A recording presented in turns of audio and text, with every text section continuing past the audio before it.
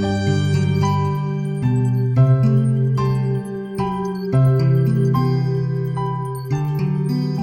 thank you so much for being here at Employer Insights with Hewlett Packard Enterprise.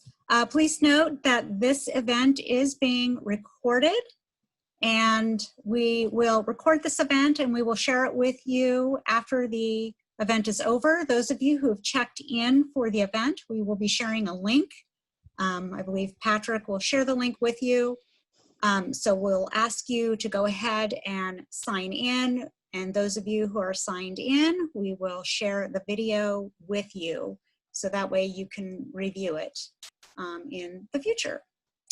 So we'll go ahead and we'll get started here.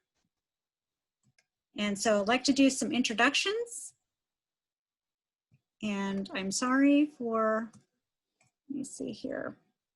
So first of all, I'd like to welcome, my name is Lisa Trakovsky. I'm the Assistant Director of Employer Engagement. I work in the Career Center and I oversee a team that works with employers. We reach out to employers to get them connected for job fairs and other types of employer recruitment events, also career education events such as this event here. And Patrick, would you like to introduce yourself?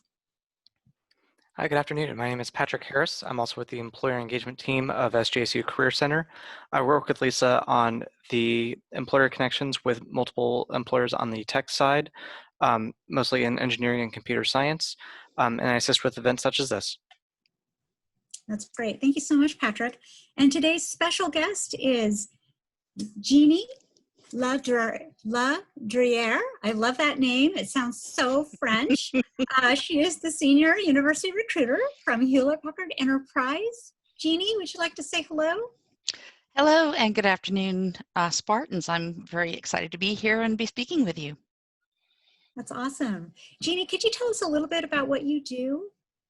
Certainly. As the Senior Recruiter, I partner with the hiring managers to go over what it is that they're looking for to make sure that they've got the right and pertinent information in their job descriptions.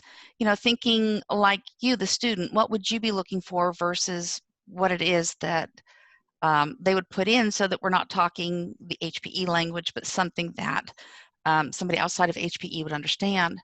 I then go through the candidates who apply or who attend our diversity events, and I look for candidates that meet those minimum requirements that the hiring manager and I have established. I go through, I do pre-screens, I hold candidates' hands all the way through the completion of the application process. I work very closely with my students. I provide my personal cell number so they can reach out to me if and when they ever have a question. So I'm basically responsible for hiring HPE's future leaders. That's awesome. And how exactly did you get started in your field? I fell into it.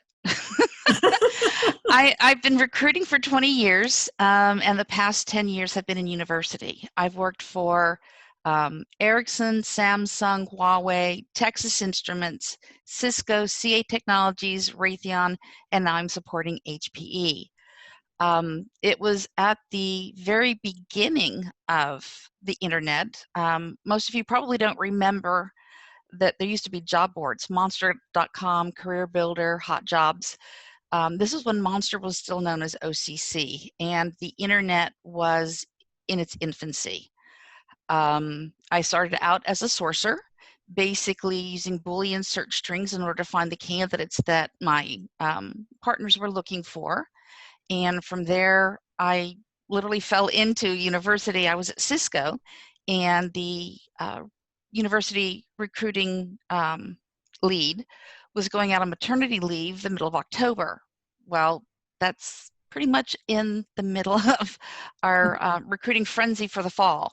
So I did an analysis of how long it takes to handle or to process a candidate, went to my senior leadership and said, I want it. So they gave it to me. So be careful what you ask for. But the wonderful thing is now is that this is my passion. I'm getting paid to play. When my feet hit the ground in the morning, it's like, oh, good, I get to go do this again. That's awesome. Yes, that's great. Patrick, did you want to ask Jeannie a question?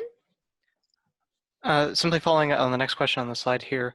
Yes. So for the students who are worrying about during this time, finding internships and jobs, given the situation of the economy and in particular with COVID-19, what are your top tips for students' job and internship search during what we're calling, quote, these challenging times? Yes, this is a learning curve for all of us, trust me. A lot of companies have pulled back on some of their internships and or graduate recs. Last summer, for example, or previously, when COVID came out and everything started getting really, air quote, serious, companies like Tesla actually rescinded all of their internship offers and canceled all their internships. HPE actually said that there will be no interns left behind. They honored all of their internship offers. They scrambled to make sure that the interns had their computers.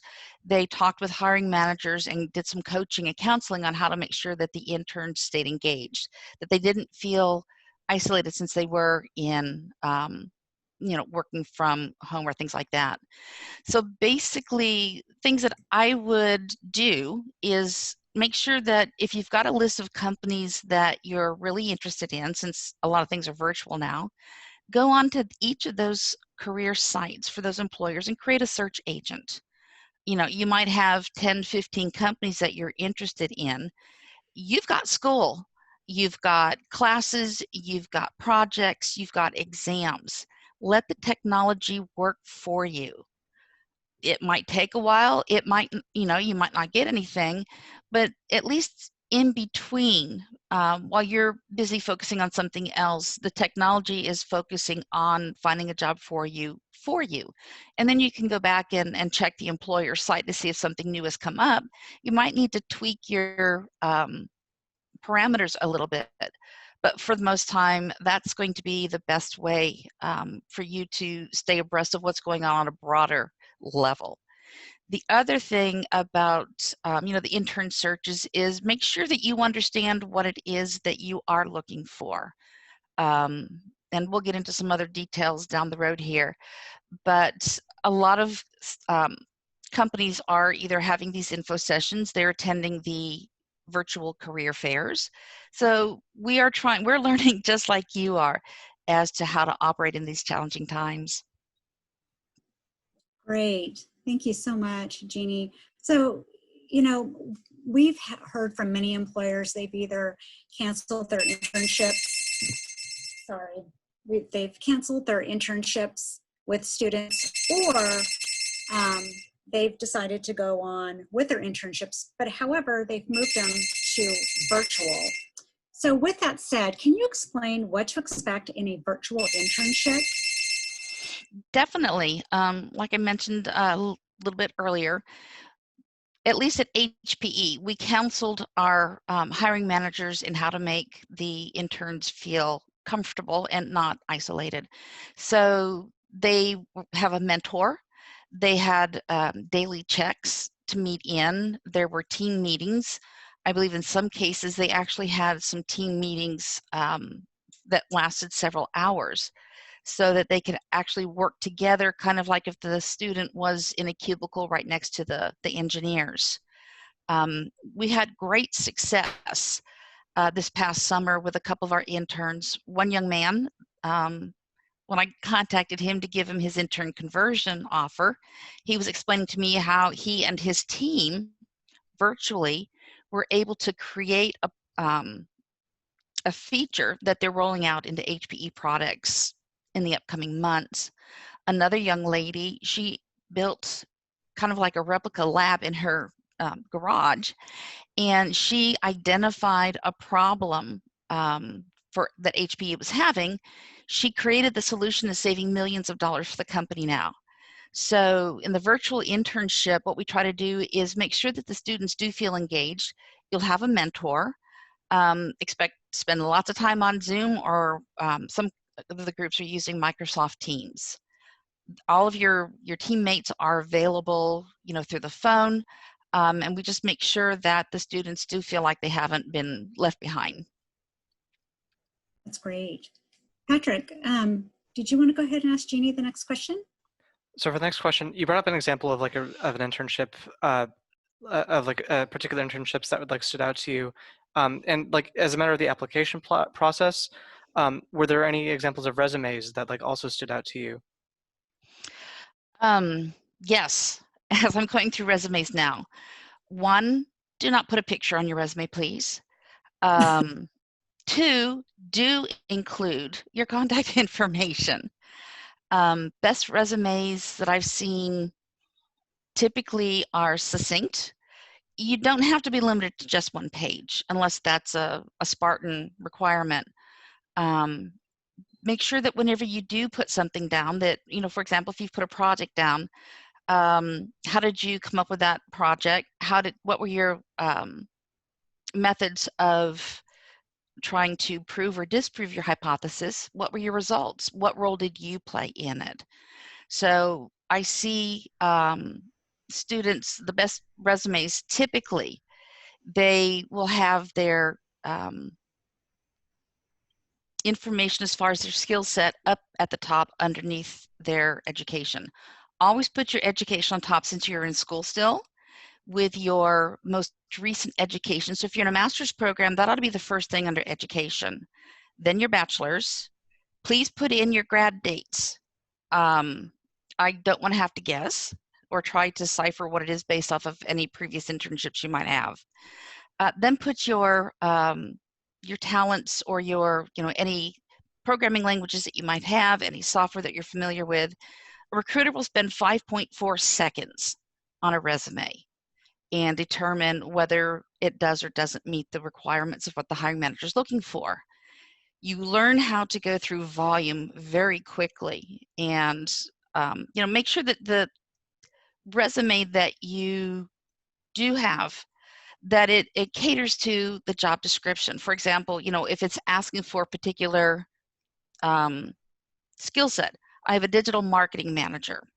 A young lady put that she had social media digital marketing just off onto the side of her resume, but there wasn't any experience under her internships or projects that showed that she really did have an understanding or have any experience at all. Under her skill sets and things like that, I was looking for something like an HTML or any of the web development tools. Wasn't there. We were looking for somebody who had, was writing for websites. No experience there.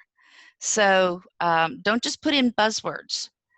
The best resume that I have seen is very clean. Don't put something over here in this box, and you've got something up here, and then you got something in the middle. Just clean. Makes it so much easier for us to go through. It keeps us from having to dig. And like I said, with 5.4 seconds, if I can't find what I'm looking for, I'm moving on to the next candidate. Those are good tips. Thank you very much. Students, if you have questions for Jeannie, please go ahead and enter them in the chat box, and we will get to your questions. Patrick, are there any questions sitting in the chat box right now? We did actually have like a quick relevant question to the topic of resumes. We had a student who asked, for resumes that are submitted to you, if there's a preference for submitting that resume as a PDF or as a Word document or other form of like text document. There is no preference. It's whatever the applicant tracking system will accept, which is, I think they do both Word and PDF. I think PDFs come through cleaner. Word docs might get a little wonky. I would recommend PDF period for everything because nobody can go in and change it. That makes sense to me. I think we have time for a couple quick more related questions. Yes, we certainly do. Another question was, is it advisable to include soft skills in the resume, or would it be better to use that space for, save that for a different topic? Does HPE look for soft skills in resumes? Yes, HPE looks for soft skills, but in some cases, rather than saying good communication skills, The way I like to word it is experience making presentations, both written and verbal, to key stakeholders. So I can't tell if you've got good communication skills unless I talk to you on the telephone. And that's one of the things that I tell the hiring managers. Some of those soft skills will be discoverable once you get into the conversation with the candidate.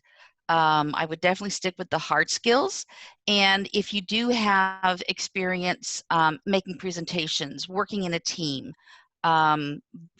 volunteerism, oh my gosh, resumes from students these days, I'm glad I'm not in the job market. But show something that's going to show your leadership, something that's going to show that you can work in teams. And then, from some of those, there's some reference because we're not coming right out and saying, yes, I'm a leader. But if you've got on your resume that you have been the vice president of something or you ran a committee, those kinds of things prove both your soft skills and your experience. Thank you. And so one last question, and for all the students, thank you very much for asking all these questions. For questions that we can't get to right now, we'll get to many of them later on in the presentation. But on the subject of resumes, you mentioned that you don't recommend including a picture in the resume. Why is that? It's irrelevant. We don't care what you look like. Simple answer. Yeah. We only care about how you think, how do you solve problems, and your skill sets. The other thing is a lot of employers, we walk tight ropes for the OFCCP. Diversity hire is a huge push, and we don't want our managers making a decision based on your photo. They need to be able to make a decision based on your abilities. And we always put the best candidates forward, regardless of any diversity type box, if you will. I don't care, for the most part, what your gender is, what your nationality might be. What I'm looking for is, do you match what my hiring manager is looking for? And I know in some countries, it's also expected to put contact information, personal information like an ID number, parents' last names, and things like that. Please do not include that on your resumes in the US. Again, that goes back to, it's irrelevant for us here in the United States. And the critical thing that we want to see on your resume is, what have you done? Those are some really great tips. Thank you, Jeannie. So Patrick, are there other questions that have come in? I'm sort of filtering through the questions now. I think like a lot of these we can save for the Q&A at the end. Okay, that sounds great. So Jeannie, talk to us about LinkedIn. Do you use it to source student talent? And if so, what are your top tips? And what not to? Excellent questions. In university, you don't use LinkedIn too very much because we simply have enough candidates that apply to the positions or that we meet at diversity and virtual career fair events. However, some tips that I would have for you is that put everything on your profile. Please include, your volunteer work, your projects. This is your platform to provide information to catch a recruiter's eye. And like I said earlier, don't just use buzzwords. You might come up in a keyword search because of the buzzword, but if you don't have the experience to back it up, you've just gone from a potential 9 to a 0 real quick. Again, if you've got projects, please, include how the topic was selected. Was it assigned to you by your professor? Was it your idea? Was it a team idea? What role did you play on the team? What was your goal or your hypothesis? What were your results? At the same time, please make sure that you can defend anything on your profile. One big caps and bolded is, please be careful what you post. One, you need to be willing to defend everything. real world situation. I was at a career fair and a student walked up. We got him in front of the hiring manager that was looking for somebody with his talent. And the hiring manager asked him, he's like, so tell me about this project. The student said, I don't want to talk about it. Yeah, that goes into the round paper bin. But the other thing also that goes back to be careful what you post. While I was at Cisco, we had a student that was really, really excited about this website that he created. You know, he was proud of it. So we do check out links that you have, and we do go out and kind of do a search, especially if we're curious about something that you're so proud about. Turns out that it was a porno site. Oh, no. So Oh, no. no, we didn't until we saw, and then it was kind of like, good on you, thanks. But you know, there's things like that that can make hiring managers and recruiters wonder a little bit about. You know, it was great that he had that skill set and whatnot. It was just basically how he used it. And you know, a lot of companies do have guidelines for moral turpitude, and so just don't ever put that in question. That's very good tip on that. So just be really careful, students, of what you're putting out there. So the next question, let's see here, oops, that we have for you is, can you share with us how HPE supports diversity and inclusion in the hiring and development of employees of various backgrounds and experiences? Certainly, HPE is extremely involved with diversity organizations at the national level and at the school level. For example, we have a school in Colorado that's very close to one of our hubs, and so we this year virtually attended you know, the career fair that they had that was specific for that particular region. We do, you know, in career fairs, we try to flag somebody if they happen to mention, you know, it's not up to us to determine your nationality nor your gender, but, you know, we always make sure that at some of these events that we've been to, especially if they're diversity related, we have somebody that goes through and sources those candidates and takes a look, you know, at what their skill set is, and make sure that they do a pre-screen, they get it to the recruiter so that we can get it in front of the hiring manager. So we do a lot with that. Internally, HPE supports employee enrichment, and they encourage employees to improve themselves through classes, through projects and things like that. And again, we do have some diversity employee relations group, employee resource groups, that some are gender related, some of them are ethnicity related, and you know, we run the gamut, and HPE supports it, a lot of it.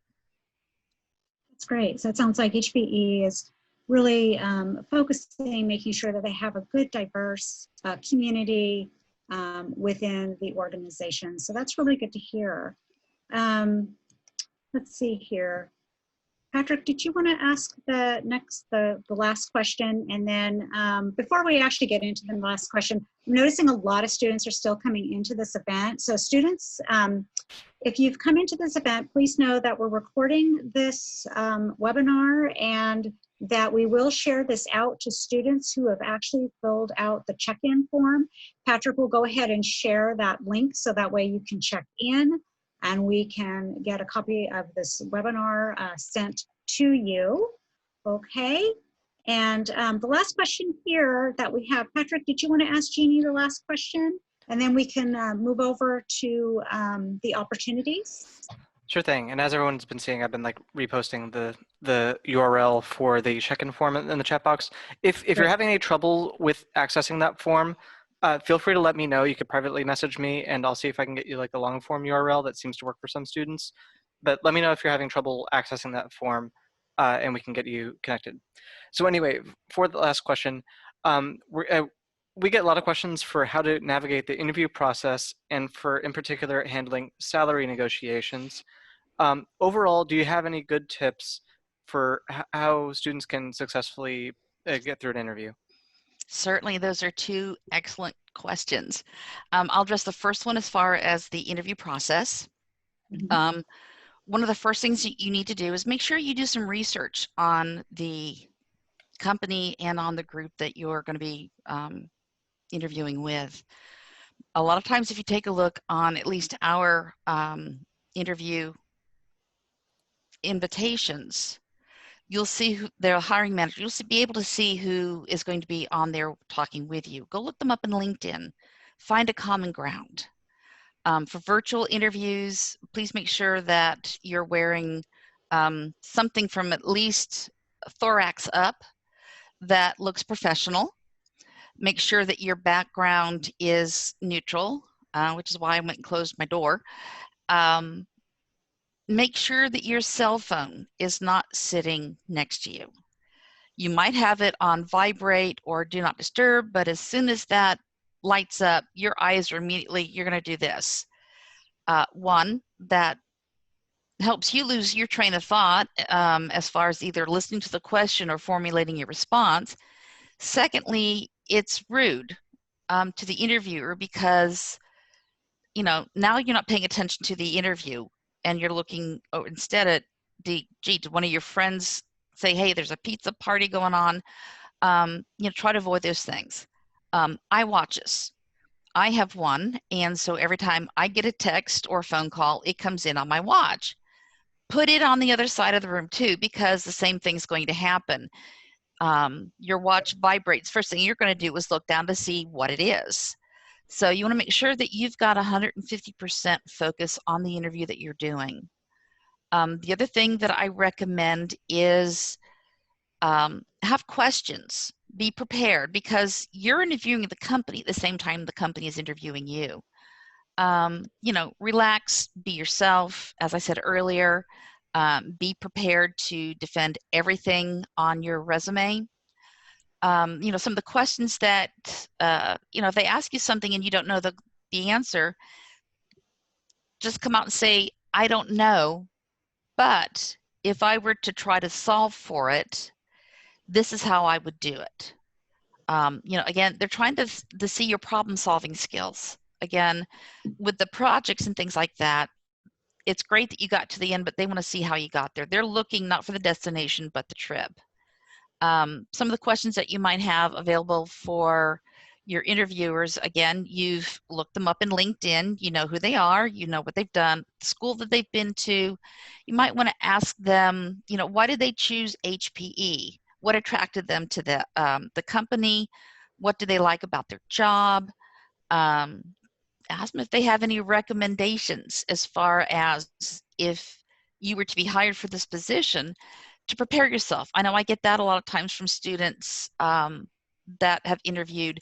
They want to know, okay, so what classes I've got, you know, 6 to 9 months, what can I do to prepare for this position? I can't tell you that, but the hiring team can.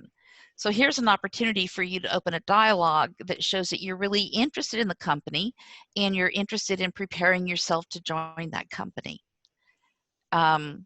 Negotiations. One of the things that a lot of students do is they just look at the bottom line. I play devil's advocate a lot with my students. It's one of those things where, okay, so let's put the comp off to the side. First thing, let's take a look at the big picture. How is this going to help you move forward in your career? Some company might offer you $20,000 more, but you're going to be doing something that you're really not that interested in. You want to find a job that's going to be challenging to you. It's something that you can see where you're going to learn. It's a company that's going to provide growth opportunities. You know, you've interviewed with a team. Did you like the people that you talked to, or did they guys kind of turn you off or give you the creeps?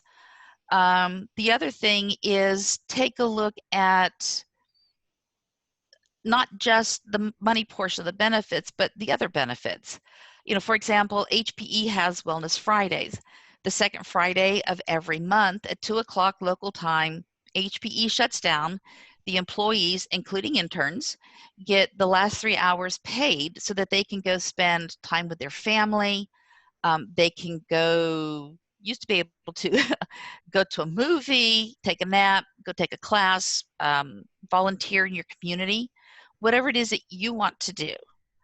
HPE also has a program where they are helping new hires, new grads, to pay down their student loans. These are the little things that students don't stop to think about, that, okay, there may be a little bit extra there. It might be worth taking a little less money because I'm going to get more out of the position that I'm doing. I had one student once that the company was giving him a $20,000 sign-on bonus, and then at the end of the year, he was getting a $10,000 bonus. And I was like, do you ever stop to think why they have to pay you to stay on for a year? You know, when your feet hit the floor, like I said, my feet hit the floor and I'm like, oh, good, I get to go do this again. Last thing you want is to hit your feet on the floor and you go, oh, crap, I've got to go do that again. You know, do something that's going to challenge you, that's going to give you that excitement, that passion for something that's, you know, you're going to be able to learn.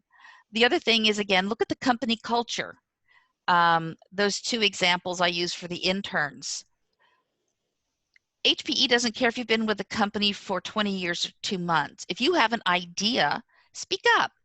They will consider you because, again, as I said earlier, I'm hiring HPE's future leaders. And so, you know, you want to make sure that you're looking not 6 months down the road, a year down the road, possibly 5 years down the road. What career paths, and that goes back to interviewing also, what career path does this position have? And ask to find out what are your potentials, you know, within a couple of years.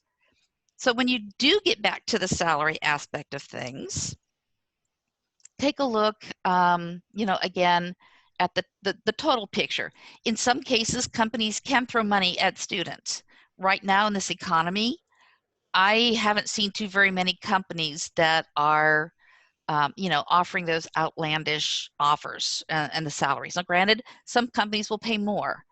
Each company has a compensation organization that goes through and they do industry, they take a look at industry surveys to find out, you know, what other companies are doing in aggregate. And then from there, they make their compensation decisions. I know at HPE, we have 5 segments, and in segments 1 and 2, 4 and 5, we have the minimum and maximum. In segment 3, we have the min, the mid, and the max.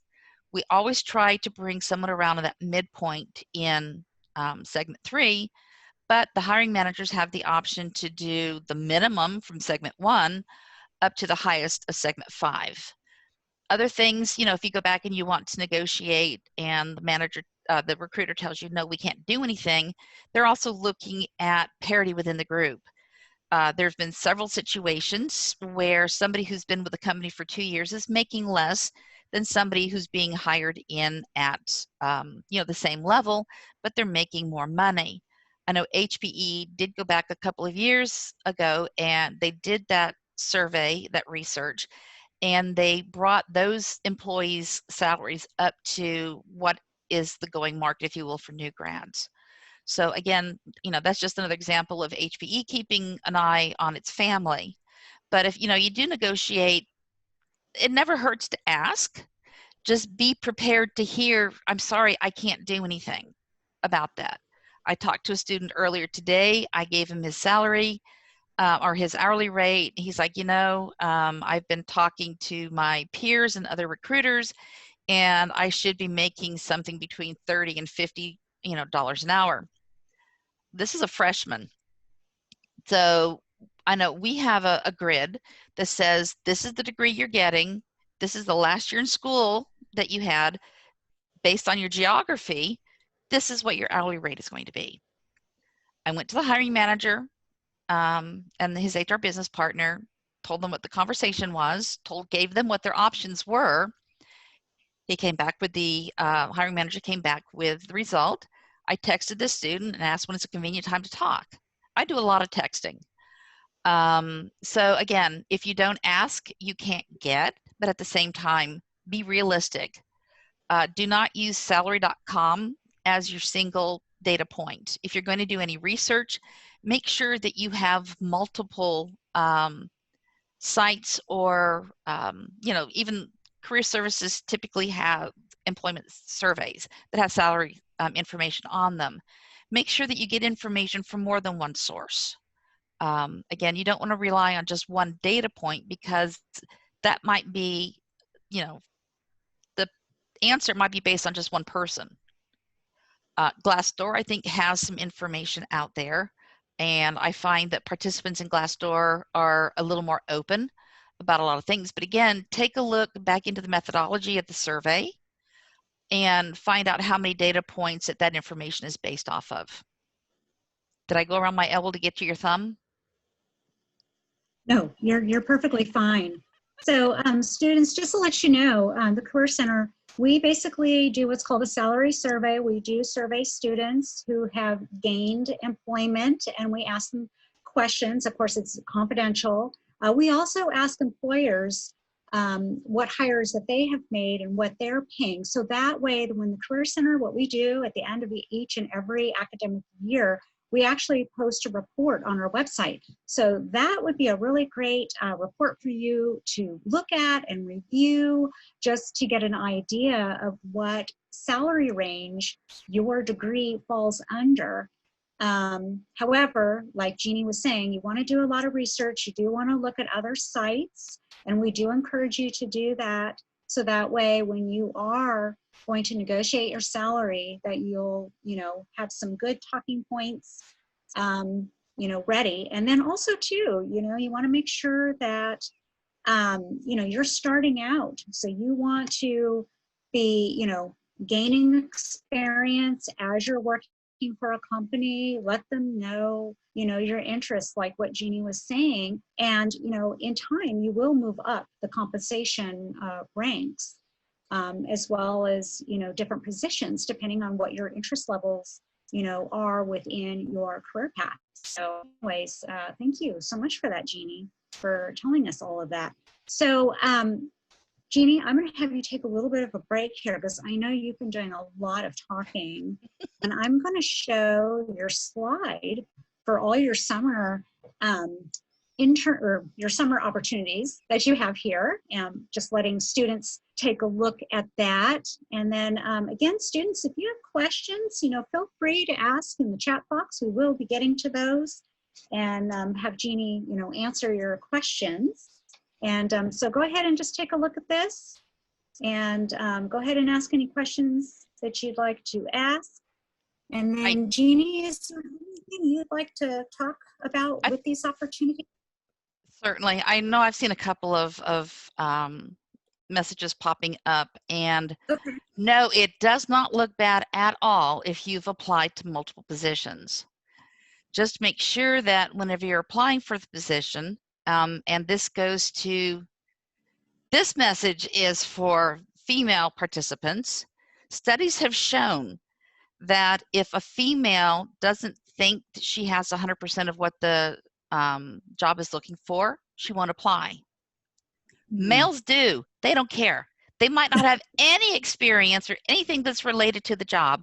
They're going to apply for it because, I guess, in their mind, or in some students' minds, I'll apply for a full-time job even though I'm in school, because this way a recruiter is going to look at my resume.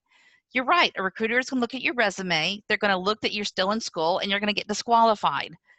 They're not going to see anything else. So even if you have 50% of what's on there, sometimes we have to have a reality check with the hiring managers that, what you're looking for might be something more relevant to somebody with 2 to 5 years of experience. Let's have a reality check, and remember that you are interviewing for students who maybe just have coursework. They might not have experience. And just kind of put it out there to them that way. So you have very little to lose. If I can stretch in some cases, I will. But, again, at the same time, it gives me the opportunity to say, hey, candidate B while they, because I don't care what gender you are, have X, Y, and Z, they don't have C and D, but how important are C and D to you? So that's one of the things that we do. I did that on the experience side. We used to do this cost analysis of how, if you want to be a shopper, this is what it costs you every day to not have a button seat. So the longer it takes you to fill a role, the more expensive this becomes. Now, we don't want you jumping at the first thing. It needs to be an informed decision, just like what you need to make whenever you receive an offer. Hiring managers have to do the same thing. That's great. And so I know HPE posts their opportunities in Handshake. Yes. So students, you can go there to check for opportunities with HPE, but also too, you can visit the HPE Careers website and apply for opportunities directly over there as well. So, in fact, you have to apply to our career applicant tracking system. I yes. don't know if our applicant tracking system scrapes from Handshake, but you definitely need to go back and apply to the HPE site, because we won't talk to candidates. You send me your resume, that's great. The first thing I'm going to say to you is, have you applied to the position? So, just basically, again, for OFCCP purposes, they have definitions of what is an applicant, and one of the first ones is they have to show an interest in the position. We can't determine that you're interested in that position until you create a profile and apply for the job. That's great. Yeah. And I know that when employers do post their opportunities in Handshake, they do have the option to put in their link to their ATS. So that way, when you do apply for HPE, if they want you to go to their ATS, once you click on it, boom, it takes you right over to their site. So that way you can go ahead and apply for their opportunities as well. So just to keep that in mind. Okay, so now we are going to get to, so before we get to the Q&A questions, I just want to let students know that we would love to hear your feedback about today's webinar. We're not done yet. We're going to be going through our FAQs right now, but I just want to let you know, before you leave, make sure that you copy this link or go to the link and basically let us know your feedback about today's presentation, and let us know if you want more of these to take place as well, because we are planning out for our spring, and so we'll bring more of these to you if you have a strong interest in this area. So Patrick, do you mind going ahead and opening up some of the questions in the chat box and ask Jeannie some of the questions that students have? So we have about like 15 minutes, or actually less than 15 minutes, but let's see how many questions we can get to. Sure thing. So I've been compiling questions all throughout the presentation. We've gotten some great questions. Some of these I've kind of combined for similar themes. For one, when we were on the subject of resumes, there was a lot of technical questions about students, how do I format my resume this way? I want to remind students that we actually have a great resume building tool. We have a great a PDF guide on our website. I've included a link to our career page here. That not only includes the handy PDF guide that has a whole bunch of tips for how to format your resume, but Lisa, can you confirm whether we are still doing VMOC this year? Does that sound? Oh, VMOC? Yes. I will have to check in with the career education side on that. We'll confirm that, but at the very least, we have a really impressive and robust guide as a PDF form for if you want to get a start on your resume or if you want to make adjustments to it. Highly recommend that. So thank you for people are confirming we are still using VMOC. So thank you, students. Thank you. Yes. Yeah, appreciate that. The way the Career Center is divided up, we have our career education team, and then we have our employer, basically our employer engagement team. So sometimes both sides don't always work together every single day, but anyways, thank you so much for letting us know, students. That's very helpful. And we're happy that you're using it.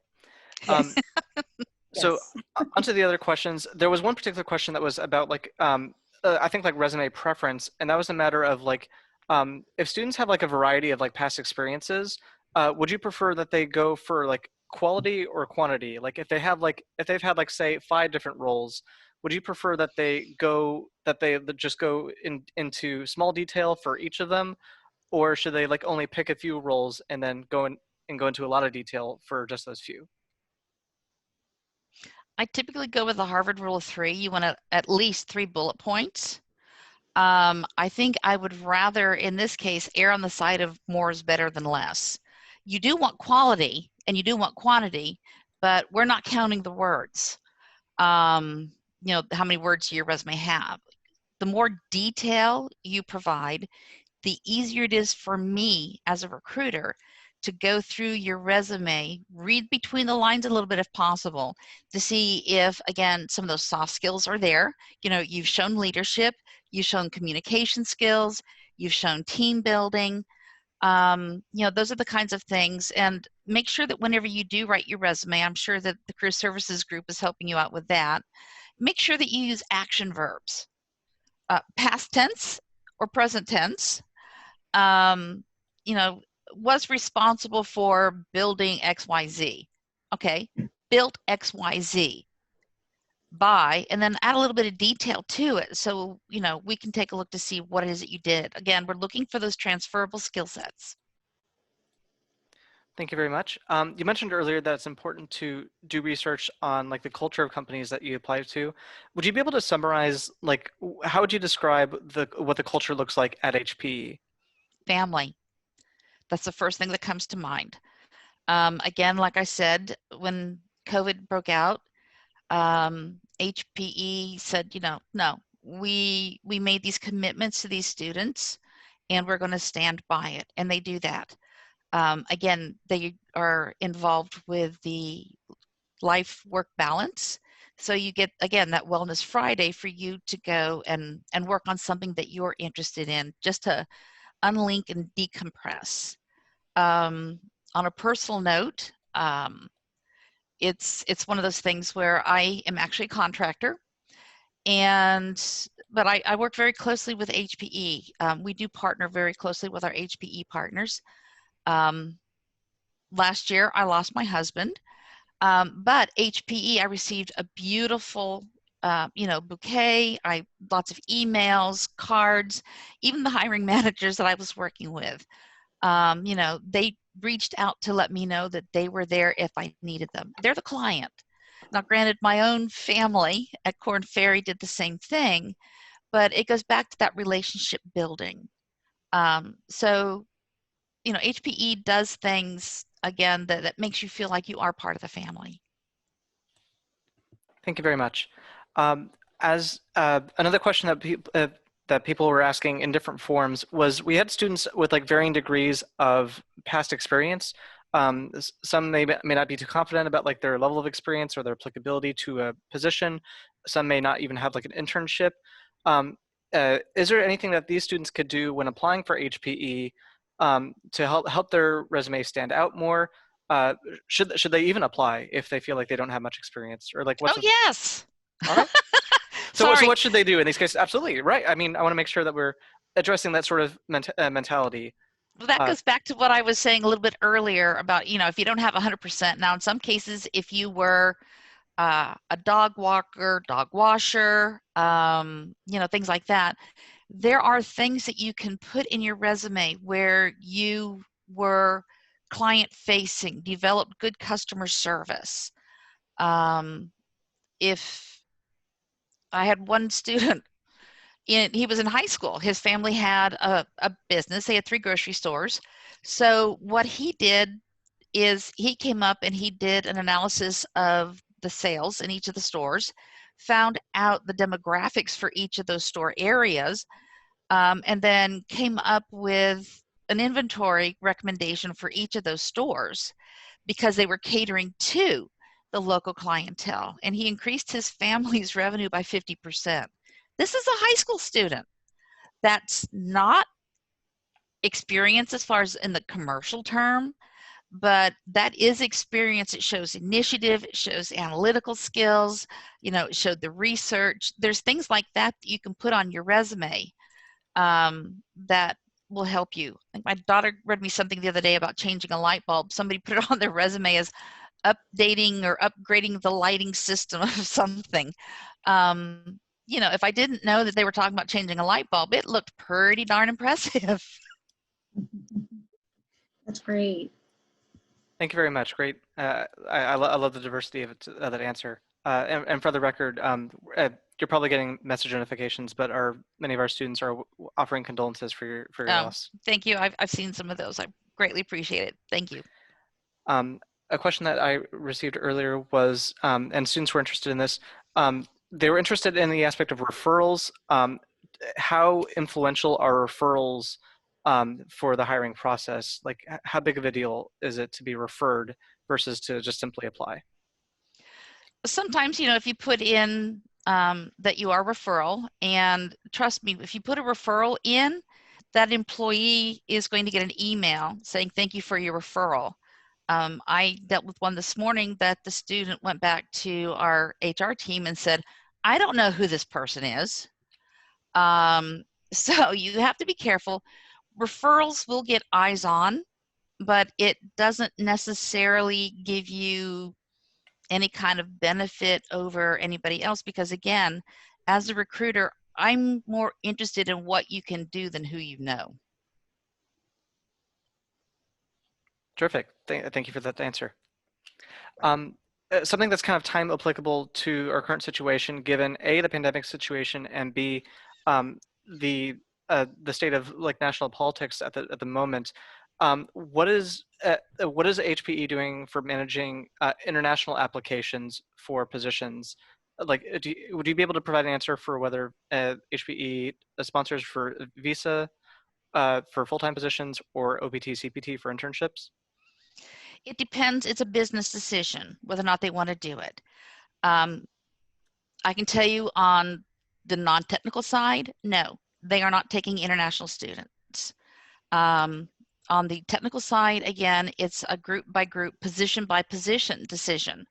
I do encourage you to go ahead and apply for it. CPT, we know, comes from the school. It's at no cost to HPE. We know that the OPT and the EAD, again, come from the school and the USCIS, and it's not going to cost HPE anything.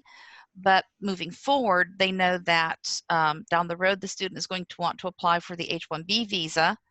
And so what we do is, as soon as we have a hiring manager who's interested in hiring an international student, we get our attorneys, Fragleman, involved with the process so that they can, you know, weigh in on, here's some things to consider.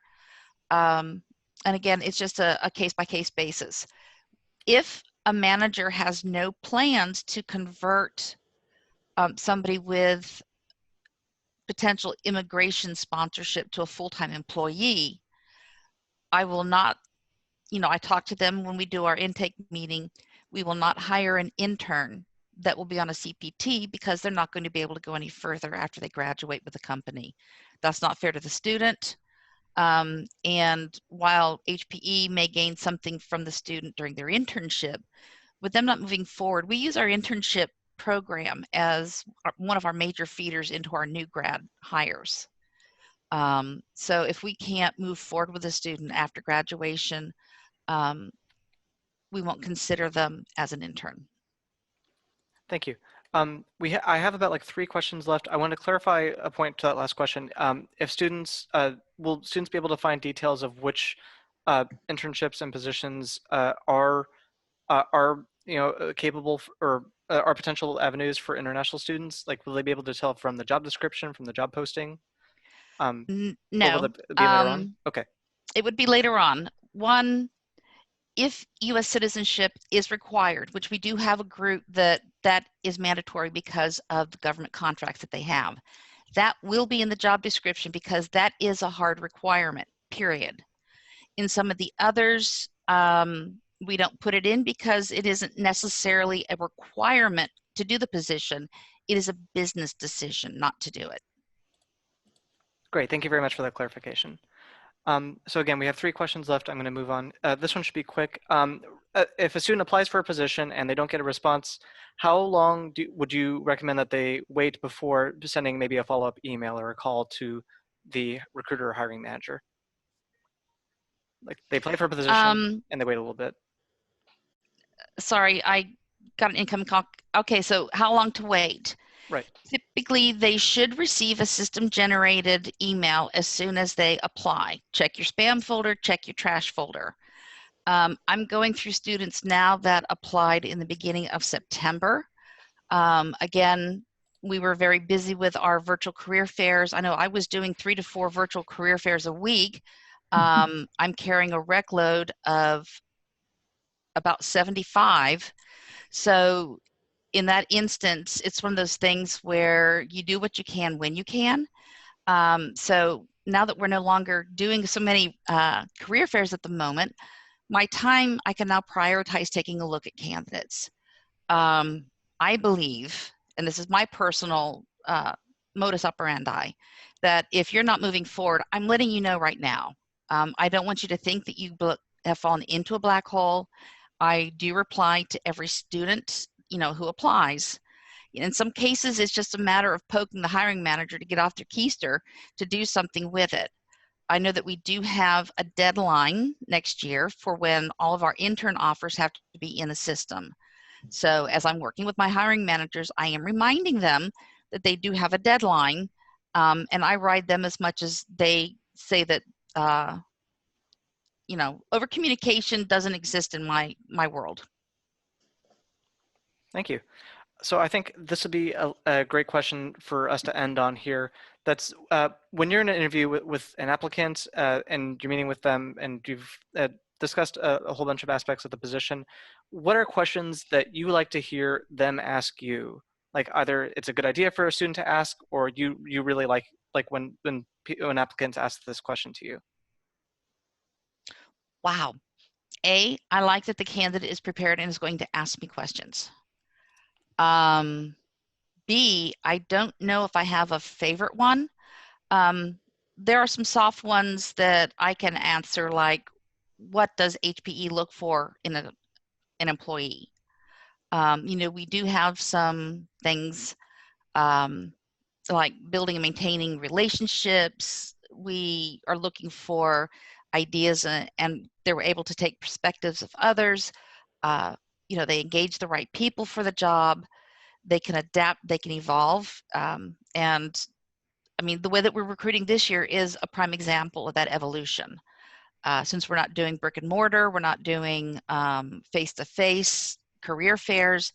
Right now, the majority of HPE's employees are working remote as HPE determines how they can safely bring back their employees to the brick and mortar buildings. I guess some of the questions that I really don't want to hear immediately is, so how much is this job paying? That goes for professionals as well. You want to be interested in the position, but in some cases, I don't really know any more than what you can read on the job description, simply because of the amount of recs that I'm currently, or at that time, handling. But just, any kind of questions in general. If I don't know the answer, I'll let you know. But just basically showing an interest in the company. In general, that's always good for whoever you speak with. That's great. Thank you so much, Jeannie. So students, today, let's see, so we're out of time for today, and I want to thank Jeannie so much for being here. My pleasure. Yes, I appreciate all your answers, talking to the students, providing some really great tips and feedback. Again, students, please provide us your feedback about today's event. If you'd like to see more of these, let us know. We're planning out our spring schedule, so we'd love to bring more of these to you if you like these types of events. So again, thank you so much, Jeannie. It's so good to see you again. Same here, Lisa. Yes. So thank you. My pleasure. So everybody like me so I can come back? Of course, we'll always have you come back. If you want to come back. I do. I love this. And best of luck to all the Spartans in your classes, in your exams, and in your job search. Great. Thank you.